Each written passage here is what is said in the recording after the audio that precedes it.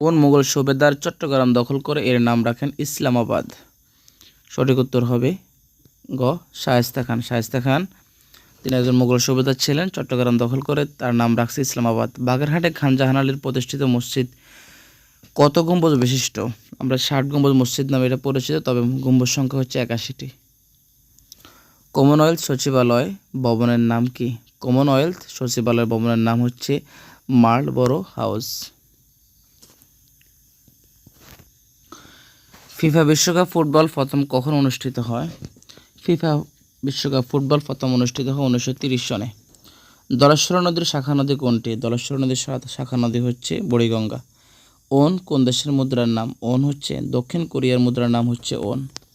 UNESCO 7 মার্চের ভাষণকে বিশ্ব প্রামাণ্য ঐতিহ্য হিসাবে ঘোষণা করে কবে? সেটা হচ্ছে 30 অক্টোবর 2017 সনে। খুব ইম্পর্টেন্ট একটি প্রশ্ন।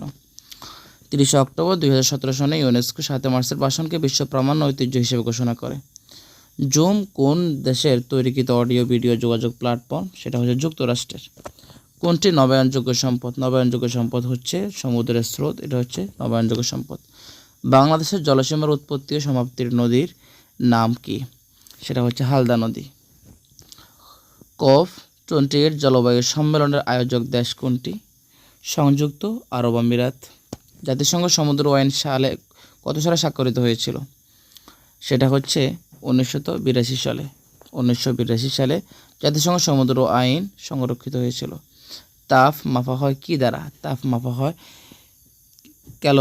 ক্যালোরিমিটার দ্বারা। ক্যালোরিমিটার দ্বারা তাপ পরিমাপ করা হয়।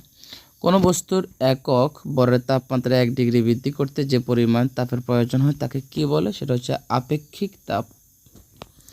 পেট্রোল ইঞ্জিনের থার্মোডাইনামিক সাইকেলের নাম কি? সেটা হচ্ছে অটো সাইকেল।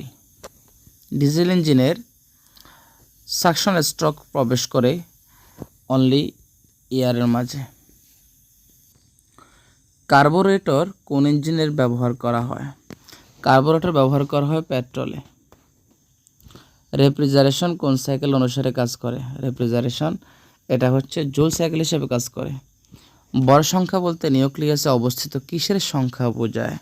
সেটা হচ্ছে প্রোটন ও নিউট্রন। প্রোটন ও নিউট্রন ভর সংখ্যা বলতে বোঝায় নিউক্লিয়াস। পরমাণুর সবচেয়ে হালকা কণিকা কোনটি? সেটা হচ্ছে ইলেকট্রন। পরমাণুর সবচেয়ে হালকা কণিকা ইলেকট্রন। বিদ্যুৎ প্রবাহ মাপার যন্ত্রের নাম কি? সেটা হচ্ছে এমিটার।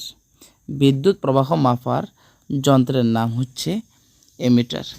সৌরজগতে সূর্য থেকে সবচেয়ে দূরের গ্রহ কোনটি? সেটা হচ্ছে নেপচুন। স্টেনলেস স্টিল নিচের কোনটি অ্যালয়? স্টেনলেস স্টিল সেটা হচ্ছে আয়রন, ক্রোমিয়াম এবং নিকেলের অ্যালয়। আয়রন, ক্রোমিয়াম এবং নিকেল, খেয়াল রাখতে হবে। ট্রানজিস্টর মূলত কী হিসেবে ব্যবহৃত হয়?